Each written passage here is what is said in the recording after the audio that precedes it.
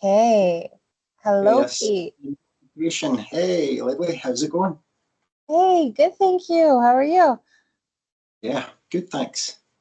It's nice Good. to see And you. you Get as this well. chat. I'm Yeah, glad we can finally make this happen. indeed. Um, I'm really excited to get to know you and just want anyone else watching to know that this is my first time really getting to know Pete, and these questions haven't been asked. I actually know nothing. And I'm looking forward to this journey. Indeed. Likewise. Thanks. And feel free to ask anything along the way as well. I just wanted to start by asking Pete, what is it that you do right now? I kind of have a hunch or a little bit of insight just from following you on Instagram, but what Yeah. is your calling right now, or what do you do? So right now, I believe one of the things that we're speaking about is the sound therapy and sound healing. So that'll be what you've seen on Instagram. That is the part of my life that I'm trying to work on just now to build a stable income, I suppose, but also to reach out to the local community and to offer that type of therapy here within the local area. So yeah, that's my intention, is to help bring that service to other people that may not be aware of it. So it's been a bit of a slow burner. I think we did mention before I had a bit of time out, and just early at the start of the year, kind of middle of this year, I've had a wee bit more work coming through, and I've been open to taking on bookings again and getting group sessions started most recently. So that's been a little step beyond my individual sessions as well. So that's been nice to do. Well, how does a session work, or what are kind of some of the benefits you see in these therapy Well, sessions? I primarily use tuning forks for sound therapy. So these are just two of them here, but these are specifically biosonic tuning forks. Now, a gentleman called Dr. John Beaulieu made these, or he's had them designed. So like each one of them's an instrument in itself. I don't know if you can hear that. So that's C and G. So in between C and G, I think it was Pythagoras had mentioned that it's the perfect fifth. C and G, there's a space of 5 notes in between. So the perfect fifth, he said, was the Stairway to Heaven. So in between there, we can find balance within ourselves, in between these two ones and many of the other ones that I have there as well. But yeah, in the short of it, it helps to bring balance back to you, probably to resonate with your own natural frequency again. I think we all get caught up in life and day-to-day things, and our minds are so busy and frantic at times, we forget to breathe, like I'm doing just now. So I need to relax a little bit, because this is my first time doing this as well. First Yeah. time getting to know you and getting to chat about this. I'm really glad that you've got in touch, actually, because it's nice that you're interested, and I've never actually been able to sit and speak to somebody in this way about it before, so it's cool. Well, and I really appreciate you being open and vulnerable and willing to be put on the spot, because again, like, we haven't actually had a face-to-face conversation, so doing this is, yeah, so it is organic and natural, and yeah, there's no filter. So I appreciate that. And actually, I have that same set here, and the school Oh, taught us the same thing. good. Awesome. Yeah. Was there a was there a place that taught you that, or was there a training, or was there like what got you Yeah. interested in sound? So I think initially I first started kind of looking at sound therapy with forks, maybe a couple of years back. I think it was like Dr. Joe Dispenza's Rewired program or something, and I think he'd mentioned a little bit about it in there. So that got my mind going, and it led me down the path of researching different types of forks and different sounds and frequencies, and all the sort of stuff that you would do when you start looking into things. You try and piece all the information together and find what's the suitable path for you to take with it. So I came across a few different practitioners, and I seen one of John's videos, and I just felt like I really connected with him. Just his mannerisms and his delivery method just seemed really in tune with how I felt about sound therapy. And so yeah, I think it was the Shift Network. They were running courses at the time, so I did I think it's maybe the equivalent. Well, it ran on for 7 weeks. One night a week, we had 2 hours of training and sitting listening to John, and then a bit of homework and practice ourselves. So of course the homework and practice was me going around with these forks at my family, seeing how they responded to it, and myself, of Lucky. course. So I felt it initially myself, the benefit from it, the stillness, the moments of reflection, and the release of tension. So that encouraged me to then say, hey, Mum, Dad, what do you guys think? What do you think of this? And they would try it, and then it was friends and other family members, and then I finally plucked up the courage to start opening out to the community and trying it there. So initially I would offer free sessions to get people in to really get a feel of how it was affecting them, very positively, it turned out. So that's kept things going for a good time now. But there was a little period in between where I was not doing anything and I was working on me, which I think has probably been the fundamental driver now to push me to make this happen as more of a permanent thing. So, yeah. Wow. Wow. Um, I'm going a little off script just because I'm curious. Where are you located? Where am I located? Yeah, Scotland. So West Scotland. Lothian, and so quite some distance from you. I believe you are somewhere in that huge big place.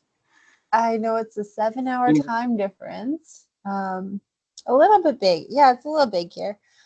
Um, wow. Okay, Scotland. And John Beaulieu, was that your teacher during this? pardon? John John, Beaulieu yeah, was your teacher? yeah, yeah. So Wow. very lucky. I feel very fortunate to have been able to engage with that gentleman. Such a talented man and such a wise man. The vibes I get from him and everything that he's taught me and the things that I've been able to carry on with other people have been very well received. So yeah, he's up there in my book. Oh my goodness. Yeah, the school I went to here, they referenced him in all of the textbooks they made. Everything was, they taught us about anchoic chambers, how John Yeah. discovered what each frequency did for the body by locking himself in this chamber that was -2 decibels or something, so you could hear like your lungs expanding. It was like beyond silent, and that's how he. I can't believe, to be honest with you, I feel really naive, but I didn't even think he was alive. How they just, he's a legend in the sound healing community. That's, I'm blown away that you did your training with him. Yeah. That was what got me as well. Is like his story of the anechoic chamber. It's just like, wow, the way he's explained that you're sitting in there and you can. It was getting to the stage you could hear like the skin on his head moving, you know, it's like every little bit of his body you could hear, and like blood pumping around, your heart all moving. So when there is no distractions of sound and electricity and all the other kind of things that are happening around us, then we really kind of tune into the sound of us. That's fascinating. So Yeah, and what you said about Joe Dispenza, we were also taught, I always hear Joe talk about nitric oxide in the body, how when nitric oxide releases, then the subcutaneous particles around your heart and your lungs expand. I think this is his wording around it. But our teachers taught us that that perfect fifth, the C and G tuning fork, that's what they did, was release nitric oxide from the body. Is that what you were told as well? Yeah. Yeah, totally. But also the weighted one here. This is the 128 Auto, one of John's again, and it's got a little crystal foot on there, amethyst. So that does the same, putting it onto the body and placing it into that area will help release the nitric oxide directly into the body. And from what I understand, it's still doing the very same here as well, but on a louder kind of level and more of your energy field around you. Wow. Wow. So on a more personal note, I guess, do you believe sound therapy is your purpose, or how did your journey lead to this? Good question. Yeah. There's a couple of little kind of things that have pointed me in this direction. Way back in 2017, I was managing an outdoor centre. We delivered outdoor activities to youth groups and local community groups and all sorts, really. But we also had a department within there. A gentleman, Paul John Deere, he did drum circle facilitation courses. And I don't know if you've heard of Arthur Hull. Arthur's drum circle community as well is big out in the States, or Arthur's from there. So initially it was drum circle stuff that got me into music, medicine, and that kind of term, I suppose. A lot of that was therapeutic group work. And then I met a lady, Christine Stevens, also from America. She came over and done some training with us, and that was called music medicine. So a lot of that was about just going out into nature and sitting with instruments and listening to the sounds around you, and then, you know, finding spaces within the sounds and, you know, bringing your own kind of creation with nature and joining everything and being part of everything, and then reaching out and connecting with others. So yeah, but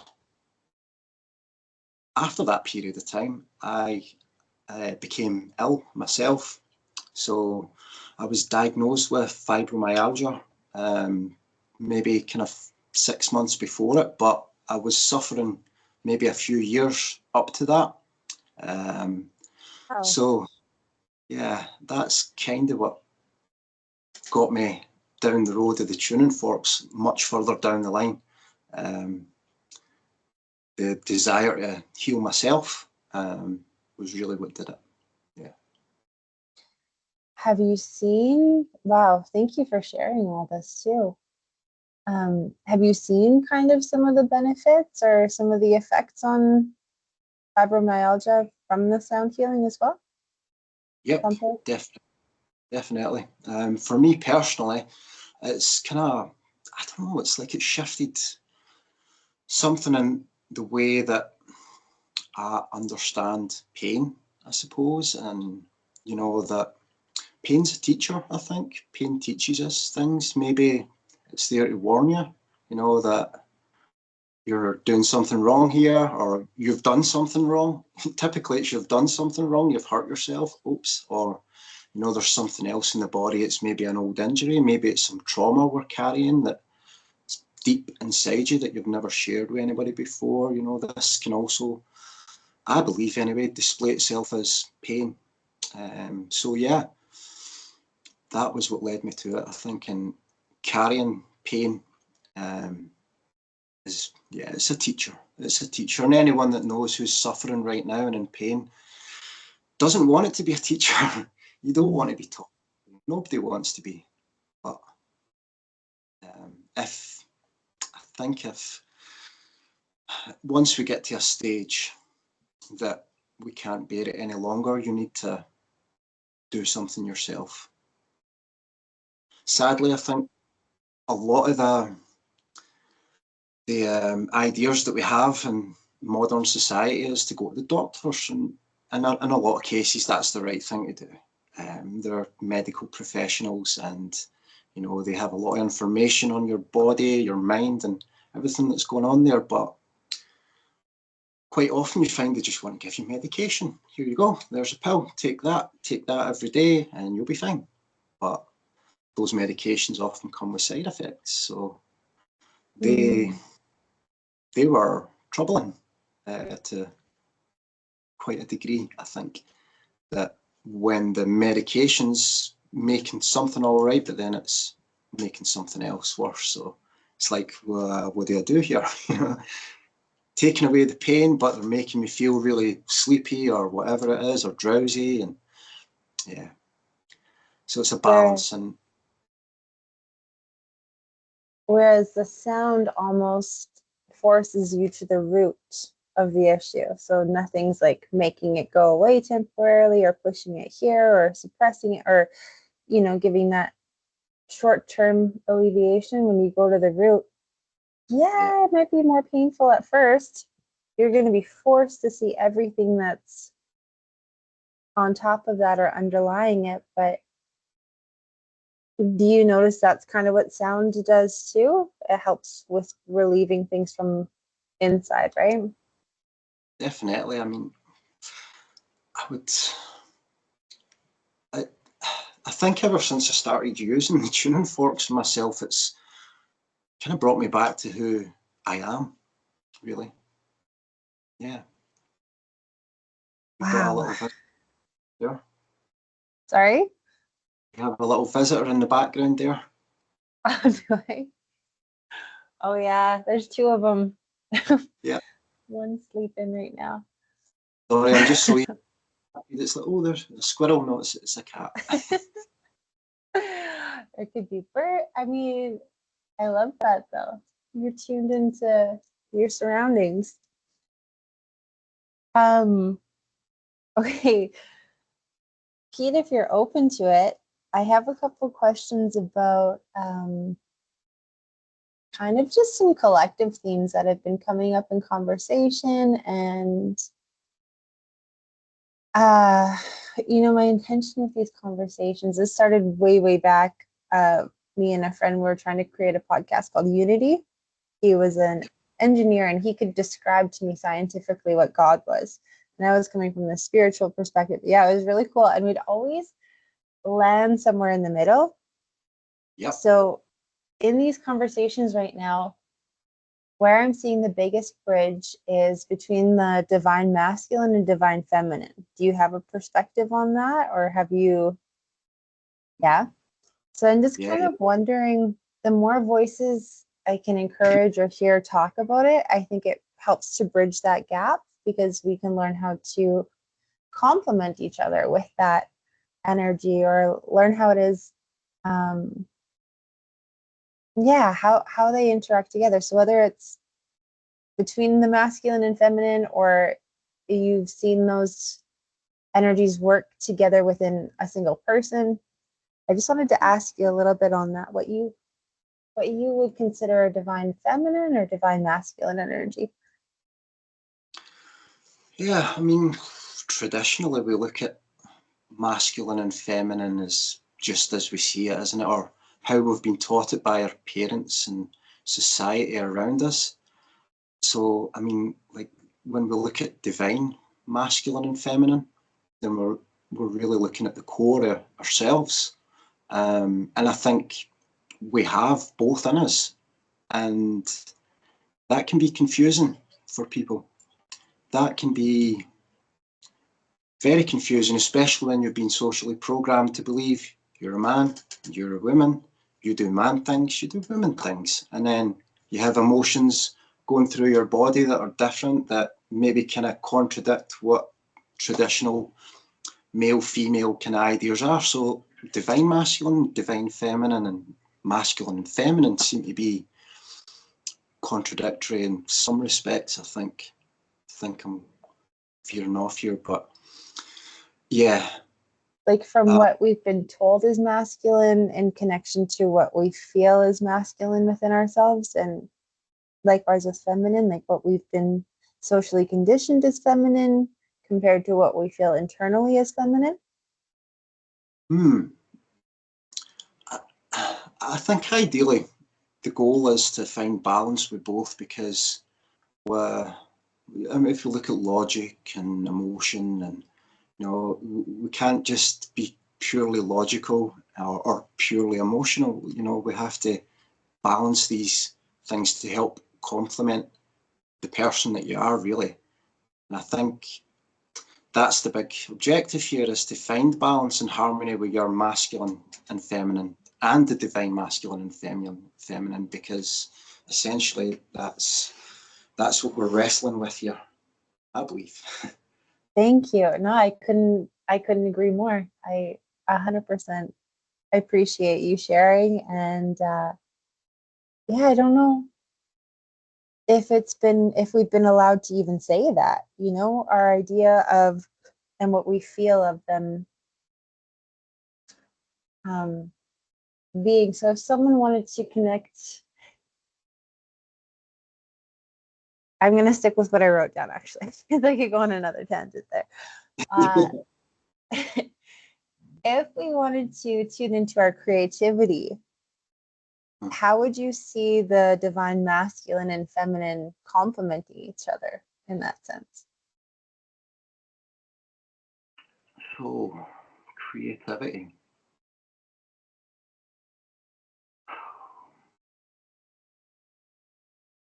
I don't know, that's quite a hard one. It is a deep one. Yeah. So when we're creative activities, I think, is when we're creating, we're in a state of oneness, I think, with the source. When you can get into somewhere where you're completely engaged in, like, just creating something, whether it's music, whether it's TV or art or anything, I think in those moments when you're creating, there's a connection with the source, or God, or whatever you want to call it, that kind of brings something out in us. So, I mean, I want to go into qualities, like divine masculine qualities and divine feminine qualities. Just whatever came to mind, like you're exactly that. I have a collection of information on what's divinely masculine and divinely feminine, because I'm not that well practiced in it, but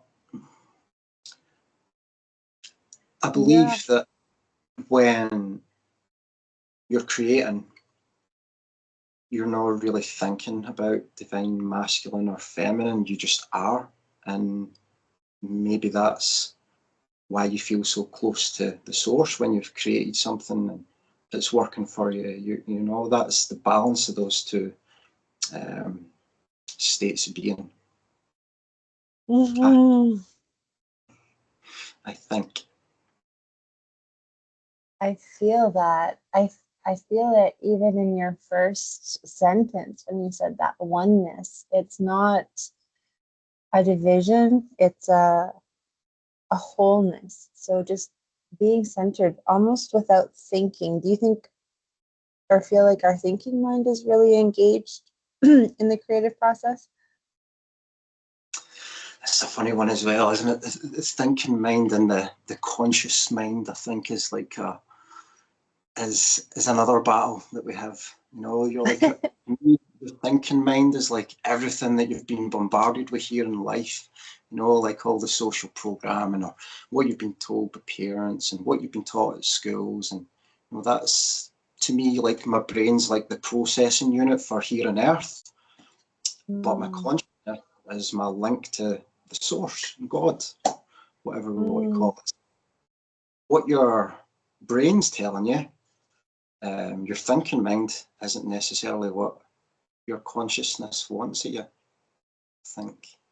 So there's a battle there, and I'm off on a tangent again, sorry. No, I love them. These are so powerful. Each point that you bring up is loaded, and I could ask a million questions. So I'm trying really hard not to. But how you just said that hurt, like that's one of the biggest struggles I have is sometimes in a session with someone when things are coming through intuitively, translating it into conscious words, so hard. But like those two minds are, and I think what I was trying to get at is when we're in that creative energy, it's that fine balance again. Like you kind of need your thinking mind to get you into that position to start doing it. But once you're in it, there's not really, or from my perspective anyways, is like there's no criticism. It's not a time to judge what you're doing. That's when like the subconscious mind kind of gets to take over and just flow and come through you. I was just trying to see your opinion or your perspective on that, because Definitely. I mean, so I'll look at like a tuning fork sessions, for instance, and again, you know, I've read John's books and I've studied with him, and I want to kind of sometimes like think, oh, you know, I'd really like to do this today. You know, like this protocol, I want to do that, but then something different comes in there, you know, and it's your channels and intuitive guidance, isn't it? So, you know, I think that's the thing that allows me to do what I do, is the intuition. And that was the one thing that John really reiterated as well, was to try and use your intuition when it comes to these things. You know, you might be thinking that you want to do something, but something else tells you, no, you've got to do this. Or somebody might say something directly, you know, oh, I could really be doing with some support with this sort of issue. So then you look at that from a different side of things. But yeah, typically intuition is the kind of guides me. I'm so grateful to be having this conversation. I haven't had these questions come up with anyone yet, and it's really interesting to think back on kind of those starting steps for myself as well when I was doing that sound training. And you go in with the idea like, oh, I'm going to do this, I'm going to do this, but then you get in there and you're like, no, if I start listening to my intuition. We had the lights flickering so hard one day, and like just things happening that were unexplainable. We ended up like channeling this lady's mom who'd passed away and doing a session with her, and none of that would have been possible had we not trusted. And I was in a room with a bunch of women who are much older than me, had been practicing this for a long time, because honestly, I don't think I would have been able to surrender and trust those intuitive thoughts then. I was still very logical. And a question that I hadn't had written down, but I'm interested to know, and for maybe anyone else who's just kind of starting this journey or starting to develop an intuitive skill, do you remember kind of some of the ways you taught yourself to start listening to your intuition? Or I think, excuse me, clearing some energy. My intuition, the journey of my intuition, gosh, I mean, I could go really far back, Lindley. I don't know. I mean, as a kid, I was really quite exploratory, and up to mischief, I suppose you would call it. Maybe just as I was learning, well, about 18 months old, I got myself in a little accident. I reached up and in the kitchen at home, there was a cable hanging down, and I pulled the cable, and it just so happened to be the cable of a boiling kettle. So I pulled the kettle down on top of myself. No. 18 months old, and 50-50 chance of living, and scars down here, down this part of my body to this day. But that was when I kind of really became aware of life in general, actually. I can't remember anything happening. I don't remember pulling the kettle down on myself or anything, but I remember being in hospital after it. And I remember feeling like spiky stuff on my chest, and my mum sitting next to me, and I'm like, "Mum, what's this? What's this?" You know, and she's like, "Oh, it's okay. Don't touch it, son. You're fine. You know, you're in hospital," and whatever mum say to try and comfort you. I can just remember it being really comforting. And then I coughed, and then all these nurses rushed around me, and they're like putting this big black mask on. I'm like, "It's really smelly. It's like rubber and horrible gassy stuff coming out of it." And then I was sleeping again, but apparently I'd coughed and burst my stitches. So yeah, intuition or awareness, I think, started at a pretty early age for me. Apologies again. You're good. No worries.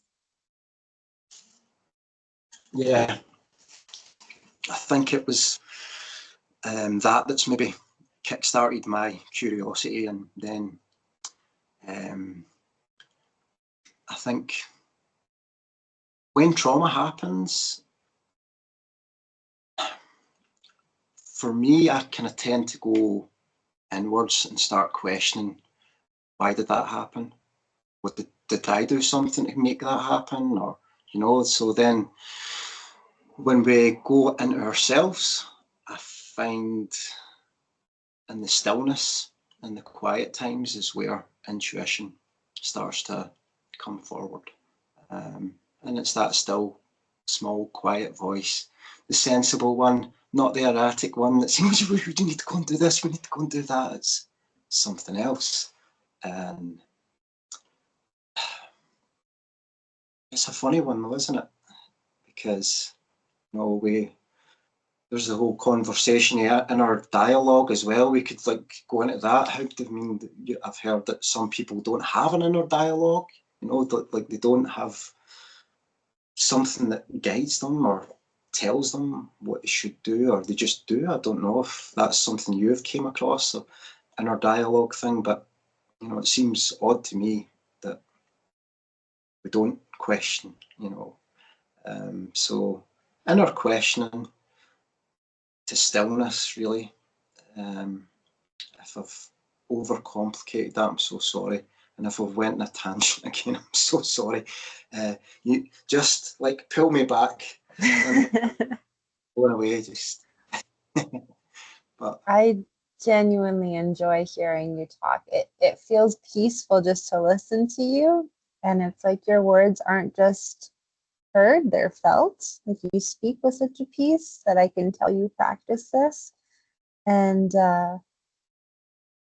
it's interesting because the only other question I had written down was to ask you about your thoughts on childlike curiosity. And that was what you talked about, the whole beginning of that. So I agree with everything you said, and having that inner stillness is essential to tuning into and hearing your intuition. And it sounds like you've been practicing this even since you were a kid. Were you outside a lot as a child as well? yeah, I was always out, always playing. When the street lights came on outside, that's when we had to go home. That was time. That was the way. So yeah, the outdoors has been a big passion of mine all throughout my life. I could say I was working in the outdoor industry for like 16 years of my life. So that was where I felt most happiest, most at peace, and still do. Yeah. Apart from when I'm in here. Wouldn't it be cool to have that oneness be both outside and inside. Amazing, Pete. Well, unless you have any questions, I'm just going to ask you where you see this going from here and how people can find you. Do you do online sessions, by the way? I haven't yet, but I'm happy to do that. We're all connected in a quantum universe, you know. It doesn't matter if I'm here on the camera with you talking. I'm picking up in your energy and you're picking up in mine, so we're connected. So yeah, we can do this type of session as well. I would typically then just in my mind imagine that you're there, and then I'd feel guided to go wherever I had to with the forks, and trust that you felt what you needed to from it. Oh man, I mean, if anyone's picking up on your energy like I am right now, I would be very excited to do that. We were taught that like that lady's mom who we channeled, she was actually in Ontario while we were in Calgary. We were taught that the sound sessions are just as impactful virtually as in person. I don't know if yeah, so the direction of where you're going, are you moving towards sound therapy, outdoor sound therapy? What's You just gave me an idea, yeah. I mean, it felt natural. Yep. No, I mean, when you say it like that, now that I've heard it come back like that, it does sound actually quite a poignant place to be delivering such things. It might be a bit of a distraction for some, I don't know, but that would be cool. I'd love to be able to combine both like that. That would be awesome. I guess really it's about how comfortable the person is that's receiving it, you know, and what's their environment, where are they at peace. So it's always going to be about that for me, really, is making whoever I'm working with feel comfortable. Maybe like And a then tent. when we're in that place, then we can get down to the work that needs done. Yeah. Wow. Well, I'm excited to follow you and see where this goes. Um, where's the best place to reach you? Well, you can find me on Facebook and Instagram, how we met. That's the only social media stuff I really do just now, but I can give you some links to the booking system as well. And then anybody that feels guided to come and have a session, they can book one online, or they can send me a message on Facebook or Instagram, and I'll get back in touch. Amazing. I'll put those links in the description box for this video as well, so people can find you. Was there anything else you feel called to add, Pete, or anything I missed? Anything that No, I'm just the spiritual experience you guys had when you were channeling. I'd like to hear more about that and how, you know, you picked up on those skills and what guided you there. Sure. So, as far as I remember, we were doing a lymphatic draining session.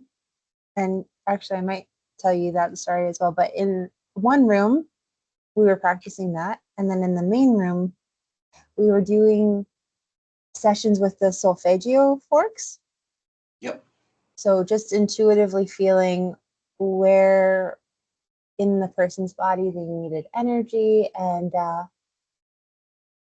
and picking up the forks that we feel called to. And I was in the other room, the lymph room, and we just kind of heard this noise and people were getting really excited.